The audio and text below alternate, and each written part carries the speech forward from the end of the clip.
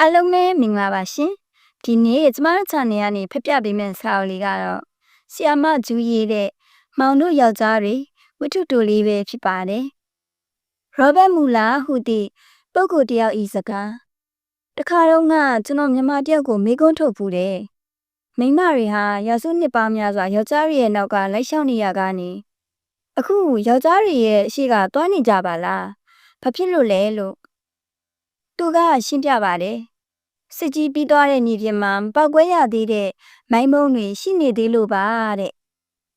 တော်တော်စိတ်ဝင်စားစရာကောင်းတဲ့ဟာသစကားတစ်ခွန်းဖြစ်တယ်အဲ့ဒီစကားကိုအခြေခံပြီးလက်ရှိခေတ်ကာလယောက်ျားနဲ့မိန်းမတို့ရဲ့ဖြစ်တတ်တဲ့သဘောတဘာဝကိုစဉ်းစားတွက်ဆကြည့်မိရဲ့ယောက်ျားတွေကသူတို့ရဲ့ကိုလိုရုပ်စိတ်အခြေခံနဲ့မိန်းမတွေအပေါ်နိုင်ထက်စီနေပြုချစ်နေကြရလားဒါမှမဟုတ်မိန်းမတွေကိုယ်တိုင်ကမိမိစုပ်ဖြတ်ချက်ဖြင့်အနာခံတက်ခံနေကြတာလား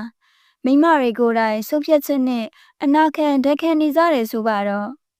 ဘာကြောင့်လဲဥတူတူအတတနှောက်ပြလင်ကပြတာကိုဟုတ်လာပြီထင်ပြီးအနာခံဆွလွတ်နေကြတာလားဒါမှမဟုတ်ပုတ်ခဲလာတဲ့အကျဉ်းသားတွေနဲ့မြင့်မြတ်လာစွာဆွန်သားနေကြတာလားဒါမှမဟုတ်တာသမီကြောင့်လူမှုထုံတန်းစင်လာကြောင့်စတဲ့အကြောင်းတွေကိုထောက်ပြီးနာကျင်မှုကိုမျိုးသိခါအထိတ်တလန့်စွန့်စားနေကြတာလားဘာကြောင့်မဲဖြစ်ဖြစ်မိမတော်တော်များများမိုင်းမုံတွေတနင်းမိနေကြတာတော့အမှန်ပါပဲမကြသေးမီကကျမကြည့်ခဲ့တဲ့ရုပ်ရှင်ဇာတ်ကားတစ်ခုမှမတော်တဆမိုင်းမုံကိုနင်းမိသွားတဲ့မိမနှစ်ယောက်အကြောင်းဆိုပါတော့ကြောက်စရာကောင်းတဲ့ဘဝနှစ်ခုကိုအလွန်ချစ်စရာကောင်းအောင်ရိုက်ကူးထားတာလေစိတ်ဝင်စားစရာကောင်းလာပါတယ်ဒရိုက်တာမက်ဝီလီယံရိုက်ကူးသည့်စညွန်းကိုလိုဝဲကနှင့်ဝက်ဘလိုမန်တယ်တို့ပူးပေါင်းရေးသားသည်နက်တလီပေါ်မန်နှင့်အရှလီချက်တို့ခေါင်းဆောင်ပါဝင်ထားကြတဲ့ What the hell is ဆိုတဲ့ရုပ်ရှင်ဇာတ်ကားဖြစ်ပါတယ်အရှလီချက်ကိုမင်းသားတိုမီလီဂျွန်းနဲ့တွဲပြီးတပတ်ချီယောပါထရီဇာတ်ကားမှာမစာမီကပဲကြည့်ခဲ့မိကြမယ်ထင်ပါတယ်နက်တလီပေါ်မန်ကိုတော့ဂျင်းရန်တို့ကယ်ရီအိုမန်တို့နဲ့အတူ The Professional ဇာတ်ကားမှာဆက်ကြောတဲ့ကလေးမလေးမာတီတာအဖြစ်ကြောင်မြောက်စွာတရုပ်ဆောင်နေတာကိုမှတ်မိကြမယ်ထင်ပါတယ်ဇလန်းကျော်ရိုးကတော့ရိုးစင်းတာဖြစ်ပါတယ်စိတ်နှလုံးကောင်းရှိသူများသည်ဘယ်ကဲ့သို့ပဲခက်ထန်ကြက်တဲ့နဲ့ဘဝအမျိုးမျိုးကိုဖျက်ဆီးရပါစေတချိန်မှာကောင်းမြတ်မှုနဲ့ညီမျှတဲ့ချမ်းမြေ့ဒုက္ခကိုရရှိကြမယ်ဆိုတဲ့နှစ်သိမ့်အားပေးမှုတစ်ခုဖြစ်ပါတယ်အဲ့ဒီရိုးရှင်းလာတဲ့ဇလန်းကိုစက်ကွက်ဇလန်းတက်လက်စွာထူးခြားစွာတည်ဆောက်ပြီးလှပအောင်ရိုက်ကူးသွားခဲ့ပါတယ်နိုဘာလီနေရှင်ဆိုတဲ့စစ်ကြောသက်မိန်းကလေးတယောက်နတာလီပေါ့မန်ကချစ်သူယောက်ျားနဲ့မြည်ချိုးမိရာကကိုဝင်ရသွားတယ်အဲ့ဒီကိုဝင်အရက်မှကြီးနဲ့နိုဘာလီတို့နှစ်ယောက်ရေကြီးရမျက်နှာရတွားရောက်နေထိုင်မယ်ဆိုပြီးခရီးထွက်ခဲ့ကြတယ်နိုဘာလီရဲ့ချစ်သူကပေါ့စားဘာကိုမှအလေးမထားပျော်နေတတ်တဲ့ဇယိုက်ရှိသူဖြစ်တယ်နာမည်ကိုကျမမမှတ်မိပါသူ့နာမည်ကအရေးလဲမကြီးလာပါကျဲလို့ဆိုကြပါစို့နိုဘာလီရဲ့ဖနက်ကကားထဲကချေးချတဲ့နေရာမှာရှိတဲ့အပေါက်ကြီးတွေကတဆင့်လမ်းပေါ်ကိုချကြံရေးခဲ့တာကိုအင်္ဂရကနိုးမှသိရတယ်လမ်းခရီးမှာဟောမဲဆိုတဲ့စူပါမားကတ်ဆိုင်ကြီးတစ်ခုကိုမြင်တဲ့အခါဖနက်ဝယ်ဖို့အကြံရတယ်နိုဘာလီကားပေါ်ကဆင်းသွားပြီးဆိုင်ထဲကိုဝင်ကဖနက်ယူဝယ်တယ်ကြာတဲ့ငွေရှင်းတဲ့အခါအယောင်စီးမရဲ့ငွေရှင်းဆက်မှာ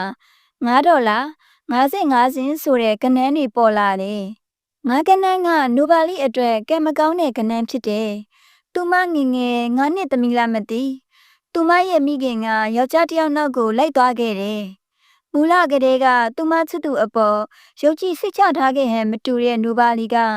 ငါးကဏ္ဍသုံးလုံးကိုမြင်လိုက်တဲ့အခါဆက်ချင်းမဲ့အထိတ်တလန့်ဖြစ်သွားတယ်။ဖနက်ကိုလည်းသတိမရပြက်အန်းငွေကိုလည်းသတိမရတော့ပဲကိုဝင်ကြီးတကားကနဲ့ဆိုင်အပြင်ကိုပြေးထွက်သွားပြီးကားရဲ့နားရနေရာစီကိုစိုးရိမ်တကြီးရောက်သွားရတယ်ထင်းတဲ့အတိုင်းမှပဲသူမရဲ့ချစ်သူမရှိတော့ဘူးသူမကိုထားရစ်ခဲပြီးကားမောင်းသွားပြီဖြစ်တယ်ကိုဝင်အရင်မှကြီးနဲ့ မိမိရဲ့စစ်သူကိုဒစိမ့်နဲ့တနေ့မှပစ္စလက်ခတ်ထားရခဲ့တယ်ဆိုတာဖြစ်နိုင်မှာမလားတဲဖြစ်နိုင်ပါတယ်နူပါလီကိုယ်တိုင်ကငါးကနန်းကိုမြင်လိုက်ရင်မြင်လိုက်ချင်းစိတ်ကထိငနေဖြစ်လိုက်ရတဲ့ယောက်ျားပဲနူပါလီကကားရဲ့နာရကွင်းမြင့်မှာတုံလို့စွာအားငယ်စွာနားမလည်နိုင်စွာကြံ့ရစ်ခဲ့တယ်အနားမှာရှိနေတဲ့ကားတစ်စီးစီးရနာဖို့အမတ်အသားလုပ်ပေးထားတဲ့ကွန်ကရစ်တန်းကလေးတစ်ခုပေါ်မှာတုံတုံရီရီနဲ့ထိုင်ချလိုက်တယ်အဲ့ဒီအချိန်မှာဆိုင်ထဲကဝင်းထဲအမျိုးသမီးတယောက်ထွက်လာပြီးသူမကိုဖက်နဲ့အငွေပစံကိုပေးလိုက်တယ်နူပါလီရဲ့အခြေအနေသိမ့်မဟန်မှန်မြင်ရသဖြင့်နေကောင်းရဲ့လားအဆင်ပြေရဲ့လားလို့မေးတယ်နူပါလီကအဆင်ပြေပါတယ်လို့ဖြေတယ်ကျမယောက်ျားတနေရာကိုထွက်သွားတယ်ခဏနေရင်သူပြန်လာခေါ်ပါလိမ့်မယ်လို့ဖြေတယ်အဲ့ဒီနေရာမှာရှိနေစဉ်ဘေးကကားခက်ဆုပ်ဆုပ်တစည်းပေါ်သို့တိုင်ရှင်အမျိုးသမီးပြန်ရောက်လာတယ်အဲ့ဒီအမျိုးသမီးကနိုဘာလီကိုလူမားပြီးနှုတ်ဆက်တယ်အမျိုးသမီးကိုစစတားလို့ခေါ်ကြတယ်နိုဘာလီကတော့အမျိုးသမီးကိုမသိဘူးအမျိုးသမီးကဘိုးအရင်တုန်းကလက်ဆောင်ပေးမယ်ကြည်ပေးပြီးမပြေးပြေးလိုက်လို့ဆိုပြီးကားနောက်ခန်းထဲကမုံမျိုးစုံအသီးမျိုးစုံထည့်ပြင်ဆင်ထားတဲ့လက်ဆောင်ချင်းတစ်ချင်းထုတ်ပေးတယ်။နိုဘာလီကအံ့ဩတွေ့ဝေးပြီးလက်ခံထားလိုက်တယ်။အမျိုးသမီးကသူ့ဝယ်လာတဲ့ပန်းဆိုင်အိုးနဲ့တစ်ပင်ခက်မြင့်မြင့်တပင်ကိုလည်းပေးတယ်။အမျိုးသမီးကအရက်ဆွဲယောဂနဲ့တခါတရံမှညံ့တွေရှုပ်ထွေးကုန်တတ်တဲ့ထင်ပါတယ်။နိုဘာလီတယောက်တနက်လက်ဆောင်ချင်းနဲ့တစ်ပင်ကိုပိုက်ပြီးကြံခဲ့တယ်။ဖဲသွားလို့ဘာလို့ရမှန်းမသိတော့တဲ့စေကျော်သက်ကိုဝင်ဆောင်မိခလေးသည်ဟောမက်ဆိုင်ထဲကိုပြန်ဝင်လိုက်ပြီးပစ္စည်းတင်ထားတဲ့ဆွေတွေမှာဟိုကြည့်ဒီကြည့်ရှောက်ကြည့်တယ်။သူမရဲ့ပစ္စည်းတွေကိုထောက်တနေရကျဲမြင့်မှာစုပုံထားရတယ်။ခဏအကြာမှာစိုက်ပိတ်ဖို့တတိပေးကြီးညာနေတဲ့အမျိုးသမီးတယောက်အတန်စပီကာမှာပေါ်ထွက်လာတယ်။နိုဘာလီကအိမ်သာခန်းထဲကိုအပြေးအလွှားဝင်သွားတယ်။အရေးထဲမှာအိမ်သာတစ်ခုမှမအားပဲဖြစ်နေတယ်။နိုဘာလီကအိမ်သာတစ်ခုရဲ့တကားကိုတဒုံလုံးသွားထူးပြီးခုံဆွလုံနေရတယ်။အိမ်သာအားတဲ့အခါသူမဝင်လိုက်တယ်။အပြင်ကိုပြန်ထွက်လာတဲ့အခါသူမထားရခဲ့တဲ့ပစ္စည်းတွေရှိရာကိုရှောက်သွားတယ်။ဒါပေမဲ့ဆိုင်မီးတွေတစ်ခုပြီးတစ်ခုပိတ်သွားကြတယ်။ဆိုင်ကပိတ်သွားပြီ။နိုဘာလီကအမတ်တမဲ့ဆိုင်ထဲမှာပိတ်မိသွားတယ်။ဆိုင်ထဲမှာပဲအဲ့ဒီညကဖြစ်သလိုအိတ်လိုက်ရတယ်။ဆိုင်ထဲကိုလုံခြုံရေးဝန်ထမ်းတွေရောက်လာတဲ့အခါပြီးတော့နောက်ွယ်တနေရာမှာခဏပုံနေပြီးလူမရှိတဲ့အခါပြန်ထွက်မနဲ့မိုးလင်းတဲ့အခါအနီးအနားကပန်းညက်တစ်ခုမှာစာထိုင်ဖက်ညနေမိုးချုပ်ကနီးရင်ဟောမက်ထဲပြန်ဝင်လိုက်နဲ့နိုဘာလီတယောက်ဟောမက်ထဲမှာတိတ်သွားအိတ်နေခဲ့တာကိုဘယ်သူမှမသိကြဘူးသူမရဲ့တစ်ပင်ကလေးတဖြည်းဖြည်းညှို့နှံ့လာတဲ့အခါအဲ့ဒီတစ်ပင်လေးကိုဘယ်လိုကလူဆိုင်ရမှန်းမသိစစ်စတာပြောတော့ငါသာတစ်ပင်ရဲ့အမည်ကိုသိလိုက်ရတယ်အဲ့ဒီတစ်ပင်အကြောင်းနိုဘာလီဘာမှမသိဘူးအဲ့ဒါကြောင့်ရက်ွက်စားကြည့်တဲ့ကလေးကိုစာအုပ်ရှာဖတ်ဖို့နိုဘာလီရောက်သွားတယ်စာကြည့်တိုင်းမှာဖော်နီဆိုတဲ့လူငယ်တစ်ယောက်နဲ့ဆုံမိတယ်ဖော်နီကစာကြည့်တဲ့ဝန်ထမ်းအမနေမကောင်းဖြစ်ပြီးအိပ်ရာထဲလဲနေတဲ့အချိန်မှာစာကြည့်တဲ့ဝန်ထမ်းအဖြစ်တာဝန်ယူနေတဲ့သဘောကောင်းတဲ့တက္ကသိုလ်ကျောင်းသားပညာတတ်တစ်ယောက်ဖြစ်တယ်။ဖော်နီကနိုဘာလီကိုသူမလိုချင်တဲ့စာအုပ်ကိုမှတ်စညွှန်ပြပြီးရှာဖွေပေးရတယ်။အပေါ်တက်ကအမထံကိုလည်းတွားပြစုရတယ်။စိတ်ကြောတဲ့ကိုဝင်ဆောင်မိကလေးချစောလေးကိုဖော်နီစိတ်ဝင်စားပြီးဂိမ်းနာတက်သွားတယ်။မိကလေးပညာသိမ့်မတက်တာကိုလည်းသူအကဲခတ်မိသွားတယ်။တရက်မှာမိကလေးဗမာနေတာကိုတအံ့တော်သူသိသွားတယ်။ညမှာနိုဘာလီကစူပါမားကတ်ကြီးထဲမှာအိတ်စရာမွေရဆောင်အပြည့်စုံနဲ့စားစရာမဟုတ်ဘူးနှုတ်ဘူးအပြည့်အစုံနဲ့စာကြည့်မိတိုင်ကလေးမင်ထွန်းပြီးစာအုပ်တအုပ်ဖတ်နိုင်သေးတယ်။တညမှာနိုဘာလီဖိတ်နာလာတယ်။အဲ့ဒီအချိန်မှာပ ပြင်းထန်တဲ့ဝေဒနာနဲ့နိုဘာလီတယောက်ဒုက္ခရောက်တော့တယ်။ဆိုင်အပြင်ထွက်လို့လည်းမရ။ကိုဟာကိုလည်းဘာလို့ရမှန်းမသိတော့ဘူး။ဝေဒနာကလည်းအသေးအတန်ဆိုတော့နိုဘာလီတတိလက်သွားတယ်။အဲ့ဒီအချိန်မှာစိန်နေရမှတ်ချက်ကိုဖောက်ခွဲပြီးဖော်နီစိန်ထဲကိုရောက်လာတယ်။ဖော်နီရဲ့အကူအညီနဲ့နိုဘာလီတယောက်ဆေးရုံကိုရောက်သွားတယ်။သမီးကလေးတယောက်ဖွားမြင်နေဝမ်းနဲ့ချင်းမှာခလေးမွေးရဲဆိုတဲ့တူးဆက်နဲ့အဖြစ်ပြက်ကြောင့်ရုံမြင့်တန်ညာသတင်းသမားတွေဝိုင်းနေတယ်။ဝမ်းမဆိုင်ရဲ့ဥက္ကဋ္ဌကနိုဘာလီကိုအရင်မယူအပြစ်မဆိုတဲ့အပြင်အမေရိကန်ပြည်ထောင်စုတစ်ခုလုံးရဲ့ပြည်နယ်တိုင်းမှာရှိတဲ့ဝမ်းမဆိုင်တွေမှာအချိန်မီအလုပ်ဝင်လုပ်ခွင့်ပေးတယ်။အဲ့ဒီနောက်စုငွေဒေါ်လာ900ပါပေးတယ်။နိုဘာလီသတင်းကအမေရိကန်ပြည်ထောင်စုတစ်ခုလုံးကျန်းညံ့သွားရပြီဆိုတော့ဟိုးအဝေးစီးမှာရောက်နေတဲ့နိုဘာလီမိခင်ကနိုဘာလီရောက်နေရဆေးရုံကိုလိုက်လာတယ်။သူမရဲ့မိခင်ကဘာကိုမှဂရုမစိုက်ပဲစိတ်တင်တယ်လို့ပြုမှုပြီးအဝကိုပြပြရှင်ဖြစ်သန်းနေသူဖြစ်ဟန်တူပါတယ်။နိုဘာလီကမိခင်ရောက်လာတာကိုအံ့ဩနေတယ်။အံ့ဩစရာလည်းအမှန်မင်းဖြစ်တယ်။နိုဘာလီ9နှစ်သမီးအရွယ်ကယောက်ျားတစ်ယောက်နောက်ကိုလိုက်သွားပြီးနိုဘာလီကိုစွတ်ခွာသွားလိုက်တာဘာတည်းမှမကြားရမမြင်ရတော့တဲ့အထိပဲမိခင်ကို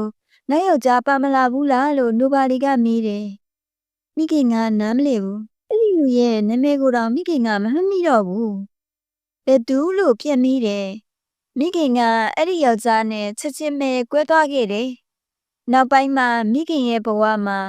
နောက်ထပ်ယောက်ျားတွေကြုံခဲ့ရသေးတယ်ဆိုတာမပြောဘဲသိနိုင်ပါတယ်နိုဘာလီကိုလာခေါ်တာမိခင်နဲ့အတူနေထိုင်မှလို့ပြောတယ်။ညီစုငရထားတာဘယ်လောက်လဲ။ငါမှရှိတဲ့ငွေနဲ့ညီမရှိတဲ့ငွေနဲ့ပေါင်းလိုက်ရင်အင်္ဂလိပ်တစ်ခန်းငှားနေဖို့ကောင်းကောင်းဖူးလုံသွားပြီလို့ဆိုတယ်။နိုဘာလီကမိမိရထားတဲ့စုငွေ900ကိုထုတ်ပေးလိုက်တယ်။နောက်တစ်နေ့စီးရုံကစင်းငွေရတဲ့ချိန်မှာမိခင်ကလာခေါ်မယ်လို့ပြောတယ်။နောက်တစ်နေ့မှာစီးရုံအပြင်ဘက်မှာနိုဘာလီကသမီးကလေးကိုပွေးပြီးဗီဒကလထိုင်ပေါ်မှာထိုင်ပြီးမိခင်ကိုစောင့်နေတယ်။မိခင်မပေါ်လာပါဘူး။နိုဘာလီကအဲ့ဒီအချိန်ကြာမှသူ့ကိုယ်သူအပြစ်တင်နေ။ငါတိခဲ့ဖို့ကောင်းပါရဲ့လို့ညှဉ်းညူးတယ်။နိုဘာလီရဲ့မိခင်ရောက်မလာပဲစစ်စတာရောက်လာတယ်။စစ်စတာကနိုဘာလီကိုအိမ်မှာခေါ်ထားပြီးပြုစုဆောင်ရှောက်တယ်။ခလေးကိုအမေရိကစ်လို့နာမည်ပေးလိုက်တယ်။နိုဘာလီကိုဖော်နီရဲ့အိမ်နီးချင်းမိတ်ဆွေနစ်စီ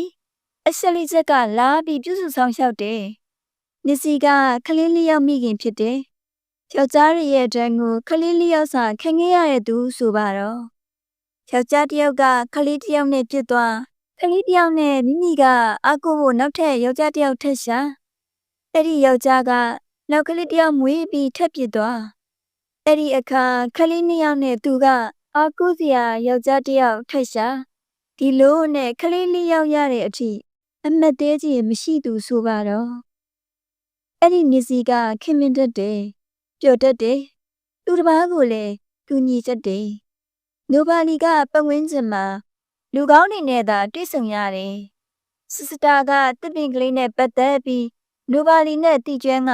ခရုဆိုင်စောင့်ရှောက်တယ်နောက်တစ်ချိန်စစ်စတာနဲ့နိုဘာလီတွေ့တာကတစ်ပင်ကိစ္စနဲ့စစ်စတာအိမ်ကိုနိုဘာလီရောက်သွားချိန်ဖြစ်တယ်။အဲ့ဒီနောက်တစ်ချိန်မှာတော့နိုဘာလီကိုမိမိလူမခဲ့ကြောင်းစစ်စတာမှတ်မိသွားတယ်။သူမကြုံတွေ့ခင်မင်ခဲ့တဲ့ကလေးမလေးတစ်ယောက်နဲ့မှားနှုတ်ဆက်ခဲ့ခြင်းဖြစ်ပါလိမ့်မယ်။ဒါပေမဲ့နိုဘာလီကိုနိုဘာလီအဖြစ်ခင်မင်ကျင်နာစွာဆက်ဆံခဲ့တယ်။နိုဘာလီကဓာတ်ပုံဝါသနာပါတယ်။တစ်ချိန်ချိန်မှာဓာတ်ပုံဆရာတစ်ယောက်ဖြစ်ဖို့ကြိုးစားခြင်းနဲ့ဆန္ဒရှိတယ်။နိုဘာလီကစစ်တာနဲ့အတူနေထိုင်ရင်အလုပ်လုပ်တယ်။ဖော်နီတို့နစ်စီတို့နဲ့ခင်မင်ရင်းနှီးစွာအပြန်အလှန်ကူညီရင်အသက်အညိုအသက်ကလေးမှပျော်ရွှင်တက်ကြလာတယ်။နိုဘာလီရဲ့ချစ်သူဟောင်းဘက်ကိုပြန်ကြည့်ကြရအောင်။နိုဘာလီချစ်သူချက်ကနိုဘာလီကိုထားရခဲ့တဲ့ခရီးစဉ်မှာပဲထောင်ကျသွားခဲ့တယ်။လေပတ်တဲ့မိန်းကလေးတစ်ယောက်နဲ့တွေ့သွားတာကြောင့်ဖြစ်တယ်။မိန်းကလေးကရဲတွေကိုအသက်ပြောတဲ့အခါ14နှစ်လို့လိန်ပြောလိုက်တယ်။ထောင်ထဲမှာဇက်ကဂီတာတစ်လက်ရပြီး အဲ့ဒီဂီတနဲ့တချင်းဆိုလေးချင်းနဲ့သူကနာမည်ကျော်အဆိုတော်တယောက်ဖြစ်ချင်တယ်ထောင်ထဲမှာတော့ဝိုင်းပြီးအော်ဟစ်ဆူဖို့ကန့်ကွက်ခံရတယ်ထောင်မှလွတ်လာတဲ့အခါဂီတာကိုကိုင်းပြီးသူအလုရှာတော့တယ်မကြမီအလုရသွားတယ်ဘားဆိုင်တစ်ခုမှာဂီတာတီးပြီးတချင်းဆိုဖြောပြရင်ဖြစ်တယ်သူ့အလုရှင်အမျိုးသမီးကပန်းနဲ့ဤစစ်ကုတ်ဤစွာဤအဲ့ဒီမျိုးသမီးနေရာမှာ John Cruiser Broadcast News ကပြည်ပြင်းစွာတည်ဆောက်ထားပါတယ်။ဇက်ကဘဝကိုအောက်ခြေကနေပြင်ပန်းဆင်းရဲစွာရုန်းကန်ရတယ်။၃နှစ်လောက်ကြာတော့မှရေဒီယိုမှာတချင်းလင်းဝင်ရတယ်။အဲ့ဒီတချင်းရေဒီယိုမှာလာနေတဲ့အခါနိုဘာလီသမီးလေးအမေရိကစ်က3-4နှစ်အရွယ်ရောက်နေပြီ။အဲ့ဒီတချင်းကိုအန်နီစစ်စာနဲ့အတူလိုက်ဆိုနေပြီ။နိုဘာလီကအဲ့ဒီတချင်းကိုမုန်းနေအလုတ်ကပြန်လာချိန်မှာတူရီနှစ်ယောက်ညစာပြင်ဆင်ရင်အဲ့ဒီတချင်းကိုလိုက်ညီးနေတာတွေ့သွားတဲ့အခါရေဒီယိုကိုတပ်ပိတ်လိုက်တယ်။အဲ့ဒီအဆိုတော်ရဲ့အတန်ကိုကြားရတာနားထဲမှာအော်ဂလီဆန်နေလို့နိုဘာလီကပြောတယ်။တညမှာနိုဘာလီတို့မြို့ကိုရေစင်းနှမမုန်တိုင်းတစ်ခုလာမယ်လို့ရေဒီယိုကသတိပေးတယ်။အားလုံးသတိနဲ့နေကြဖို့ပြင်ဆင်ကြတယ်။အဲ့ဒီညနေမှာစတာကနေမကောင်းတဲ့မိတ်ဆွေတယောက်ထံကိုစွပြုတ်သွားဖို့ထွက်ခွာသွားတယ်။လေမုန်တိုင်းတိုက်ခတ်ချိန်မှာနိုဘာလီတို့မိသားစုမြေရောက်ခန်းထဲကိုသွားနေကြရတယ်။လေမုန်တိုင်းကတော်တော်ပြင်းထန်တယ်။မြေရောက်ခန်းထဲကိုအိမ်နီးချင်းတစုနဲ့အတူပုံခုနားနေရကနိုဘာလီကစတာအတွက်စိတ်မချနိုင်ပဲဖြစ်လာတယ်။မြေရောက်ခန်းတကားကိုမပိတ်ပါနဲ့အောင်လို့စတာဝင်လာရင်ဝင်လို့မရပဲနေမယ်ဆိုပြီးခဏတားထားတယ်။အဲ့ဒီနောက်သမီးကလေးကိုအိမ်နီးချင်းထံမှာအခါမြေပြင်ပေါ်ကိုနိုဘာလီတက်သွားခဲ့တယ်။လေမုန်တိုင်းကနိုဘာလီပတ်ဝန်းကျင်တစ်ခုလုံးစောက်ထိုးမှုမြော့ပြောင်းဆန်သွားအောင်တိုက်ခတ်ဆုပ်ယူတယ်။နိုဘာလီမြေလိုက်ခန်းထဲကိုပြန်ပြေးလာပြီမဲ့လေစင်နှမောင်းကစုပ်ယူလိုက်လေတယ်။နိုဘာလီကလေကားပညာတိကိုလက်နဲ့စုပ်ကိုင်းပြီးကိုခန္ဓာကလေထဲမှာပြင်းထန်စွာဆုပ်ယူခြင်းခံနေရတယ်။အင်ကြီးချင်းမျိုးသမီးကနိုဘာလီလက်ကိုဆွဲဆုပ်ပြီးအာတုံခွန်ဆိုင်အတင်းကြံဆွဲခေါ်ရတယ်။လေမုန်တိုင်းဆဲသွားတဲ့အခါနိုဘာလီတို့ရက်ွက်ကဖယိုဖရဲပြေးပြီးကြံရစ်ခဲ့တယ်။နိုဘာလီနေတဲ့မစ္စတာအင်္ဂလိပ်ပျက်စီးသွားတယ်။အဲ့ဒီအပျက်စီးကြားထဲမှာသမီးကလေးအမေရိကစ်ရှောက်သွားကြည့်နေတာကိုနိုဘာလီကဓာတ်ပုံရိုက်ယူလိုက်တယ်။စတာပေးခဲ့တဲ့တစ်ပင်ကလေးက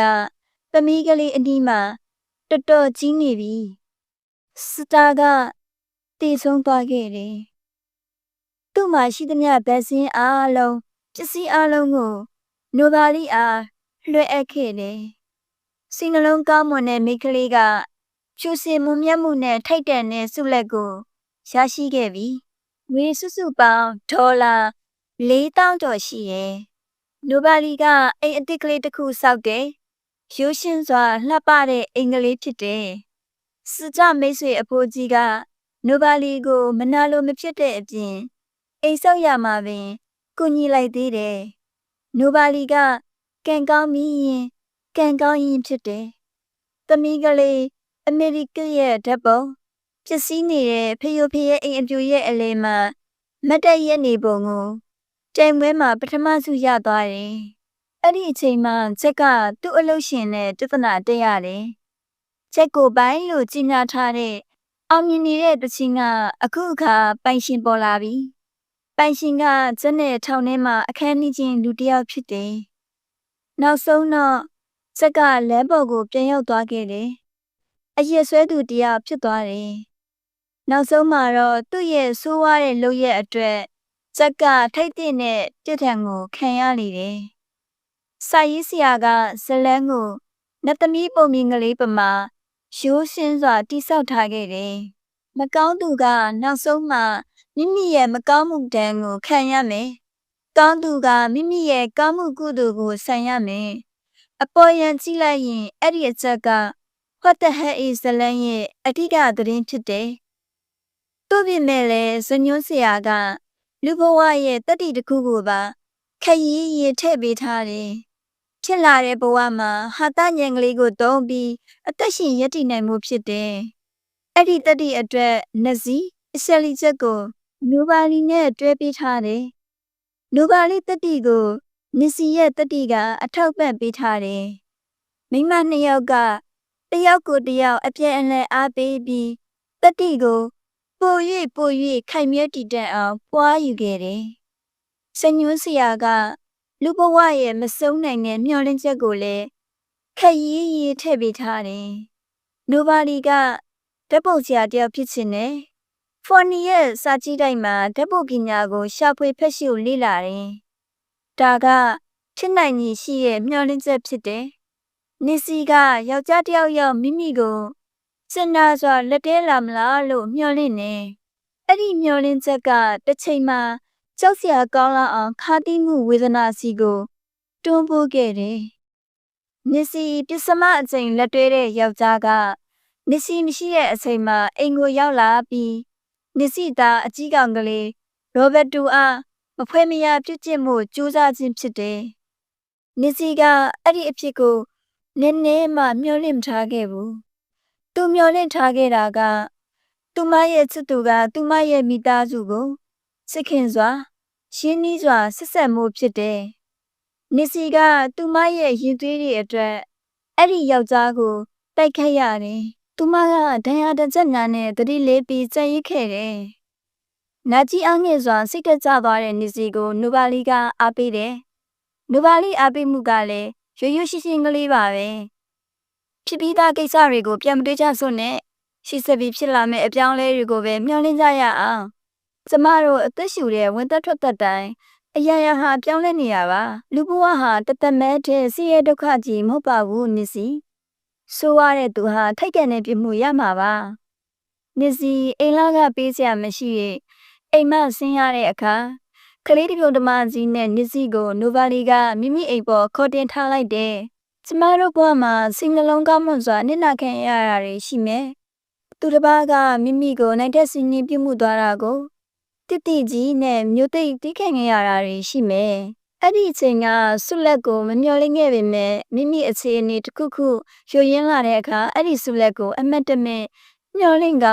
မိတဲ့အချိန်တွေရှိခဲ့ပါလိမ့်မယ်။ဆုလက်ဆိုတာကတခါတလေလိပ်စာအတိအကျမရောက်လာပဲနေရာမှားပြီးလူမှားပြီးရောက်သွားတတ်တယ်လို့ကျမတို့မျှော်လင့်ကြရအောင်။လိပ်စာမှန်ကိုတစ်ချိန်ချိန်မှာပြန်ရောက်လာမှာပဲလို့မျှော်လင့်ကြရအောင်။တခုတော့ရှိပါရဲ့ကံကောင်းခြင်းဆိုတာကလည်းတကယ်ရှားပါတဲ့လက်ဆောင်တစ်ခုတော့ဖြစ်တယ်တချို့တဲ့လူများကြတော့လေကံကောင်းလိုက်တာ Ross Stewart ဆိုထားတဲ့သချင်းတစ်ပုဒ်ကိုနနာကြီးမြည်ဖို့ပါပဲ Songa Ottelet တဲ့အရင်ဘဝတွေနောက်ဘဝတွေကိုယုံကြည်မှုရှိမှသာ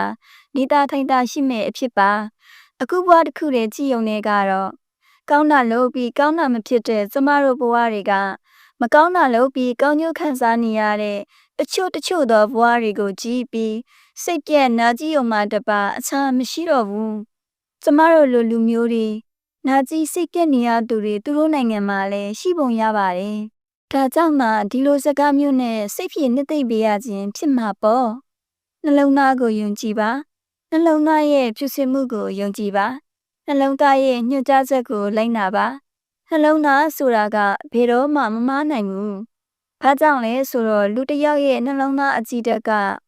ဘဝတူတခြားလူတစ်ယောက်အပေါ်မမြတ်တဲ့စာနာမျှဝေမှုနဲ့သာမေတ္တာထားရတာကြောင့်ဖြစ်တယ်။ဒါကရုပ်ရှင်ကပေးခြင်းတဲ့သတင်းဖြစ်တယ်။ကျမရလိုက်တာကဓာတ်တက်ပူပါတယ်။လူတိုင်းကမိမိရဲ့နှလုံးသားကိုအာယုံစိုက်ရလားဆိုတဲ့မိကိုဖြစ်တယ်။လူတစ်ယောက်ကနှလုံးသားရဲ့စီစားရကိုညှင်းဆန်ဖို့နှလုံးသားကိုလူရှုနိုင်ခဲ့တဲ့အချိန်ဘလောက်ကြာတဲ့လဲဆိုတဲ့မိကွန်ဖြစ်တယ်။နိုဗာလီရဲ့မိခင်ကဘယ်အခါများမှနှလုံးသားရဲ့စကားကိုအရေးထားနိုင်မှာပါလဲ။သမီးနိုဗာလီကိုအဲ့ဒီနှလုံးသားစီစားခြင်းနဲ့ဘယ်ချိန်ကြာမှအောက်မေတ္တာဖြစ်မှာပါလဲ။ဇက်ကတော့တိတ်မကြမိမှပဲနှလုံးသားကိုပြန်နှားထောင်ခဲ့တယ်။သို့ပေမဲ့လည်းအချိန်တွေတော်တော်နောက်ကျခဲ့ပြီ။ဘဝတွေတော်တော်ကိုခြားနာပြောင်းလဲခဲ့ပြီ။အကယ်၍တောင်ဟောမတ်ထဲမှာနိုဗာလီကိုပြစ်ထားခဲ့မိတဲ့ဖြစ်စဉ်ကိုပြန်သွားလို့ရရင်ပြန်သွားပြီးသူ့ဘဝထဲမှာနှုတ်ယူပစ်လိုက်ခြင်းနဲ့အဲ့ဒီခဏလေးကိုပြန်ရဖို့အတွက်ဘဝမှာဘာကိုပဲပေးဆက်ဖို့အစဉ်သင့်ရှိတယ် ဒီလိုတော့လေဒီလူကမစိုးလာဘူးလို့ထင်ရတယ်လူလောကမှာသူတစ်ပါးကိုနည်းနည်းမှငဲမကြည့်ပဲမိမိနှလုံးသားကိုအညစ်အထက်ထက်ဖုံးစီညှဉ်းနှန်းရှိပြီးတကူကောင်းဆန်ဆန်နေထိုင်တတ်တဲ့ယောက်ျားတွေအများကြီးပဲမဟုတ်လားနိုဘာလီဘဝမှာဖော်နီလိုယောက်ျားမျိုးရှိတာလေတော်တော်ကံကောင်းတယ်လို့ဆိုရမယ်ကျမပတ်ဝန်းကျင်မှာနိုဘာလီလောက်ကံမကောင်းတဲ့မိန်းမတွေတပုံကြီးရှိရဲ့သူတို့ချစ်သူတွေသူတို့ယောက်ျားတွေကချစ်လို့လဲနောင်နာမရဖော်နီလို့လဲသဘောထားကြီးကျယ်မြင့်မြတ်တဲ့သူတွေမဟုတ်နိုဘာလီရဲ့တယောက်ပြီးတယောက်သောအတွဲတွေကဲ့သို့ယောက်ျားမျိုးတွေသာဖြစ်ခဲ့တယ်ကျမဘေးကနေကြီးပြီးရင်နာနေရတယ်သူတို့ကတော့မျောလင်းချက်တွေအပြည့်နဲ့ကျမကရုပ်ရှင်စားကြည့်တဲ့အချိန်တုန်းကဇက်ကိုတော်တော်မုန်းခဲ့တယ်မိကလေးတယောက်ကိုကိုဝင်အရေးအမှန်ကြီးနဲ့ပြစ်စင်ရဖြစ်ဆိုပြီးပြစ်ထားခဲ့တာကတော်တော်ကိုဆိုးရတဲ့သူနှလုံးသားကိုမင်းညစ်တဲ့ဈေးအထက်ထက်နဲ့ဖုံးနေတဲ့သူလို့ဒေါသဖြစ်ခဲ့တယ်ရုပ်ရှင်ပြီးသွားတဲ့အခါချက်ကိုကျမကဒီလူမဆိုးဘူးလို့အသိစိတ်ဝင်လာခဲ့တယ်။ဘာဖြစ်လို့လဲဆိုတော့သူကလူဆိုးဖြစ်ကံပြီးမိမိစိတ်ထင်တဲ့အရာတစ်ခုကိုစိတ်ထင်တဲ့အတိုင်းလုပ်ဖြစ်ခဲ့တယ်မဟုတ်လား။ကျမတို့ရဲ့ပတ်ဝန်းကျင်မှာအပြင်လောကမှာအိမ်နောက်ရေးမှာကွယ်ဝက်စွာလူမတိသူမတိဆိုးဝါးနေသူတွေခက်များများတွေ့ရတယ်။မိမကိုလည်းကွာရှင်းမပေးဖာထွက်ပေါင်းမှမပေးတာဝန်ယူရဲဆိုတဲ့နာမည်ကောင်းလက်မှတ်ကိုကင်ပြီးအိမ်ကြီးအနိုင်ကျင့်မှုတွေအများကြီးရှိတယ်။မိမကတသက်လုံးလူလောကတွေကိုခြေပြန်ချလို့မရတော့ဘူး။ကိုယ်အစွမ်းအစကိုလည်းသူတစ်ပါးမမြင်တာတော့ဒီလိုအဖြစ်မျိုးနဲ့ဆိုင်ရင်တော့ချက်လွတ်ရက်ကပွဲပြတ်တယ်လို့ဆိုရမယ်။ပြတ်ထွက်သွားတဲ့လက်တစ်ဖက်ကတနည်းမြင့်နာကျင်အောင်လှိုက်စားတန်ရနဲ့ပိုးရိနေတဲ့လက်တစ်ဖက်တဲ့ပိုးပြီးလူကိုတတ်တရာရစေတယ်မဟုတ်လား။ကျမအန်ဩရာကမိမတွေကိုဖြစ်တယ်ဘယ်လိုနှလုံးသားမျိုးနဲ့ဘယ်လောက်ယုံကြည်လွယ်ကြတယ်လဲဘယ်လိုမျောလင်းချက်တွေဘယ်လိုခံယူချက်တွေနဲ့စကြံခံနေကြတာလဲဘယ်လိုနှလုံးသားတွေနဲ့နားလည်ပေးနေကြတာလဲယောက်ျားနဲ့မိန်းမတို့ကြားဆက်သွယ်မှုတဘာဝဖြစ်စဉ်ကြီးတစ်ခုလုံးကအမကန်ပြပွဲကြီးတစ်ခုလိုပါပဲအန်ဩစရာချီကျူးစရာတုံ့လှုပ်စရာနာကျင်စရာပျော်ရွှင်စရာပြပွဲကြီးတစ်ခုဖြစ်တယ်စိတ်ဝင်စားစရာတို့ပြင်မဲ့နားမလည်နိုင်စရာဖြစ်တယ်။နားဆင်အားပေးခဲ့ကြသူတယောက်ချင်းစီတိုင်းကိုကျေးဇူးအထူးပဲတင်ပါတယ်ရှင်။ကောင်းမွန်သောနေ့လေးတစ်နေ့ဖြစ်ပါစေရှင်။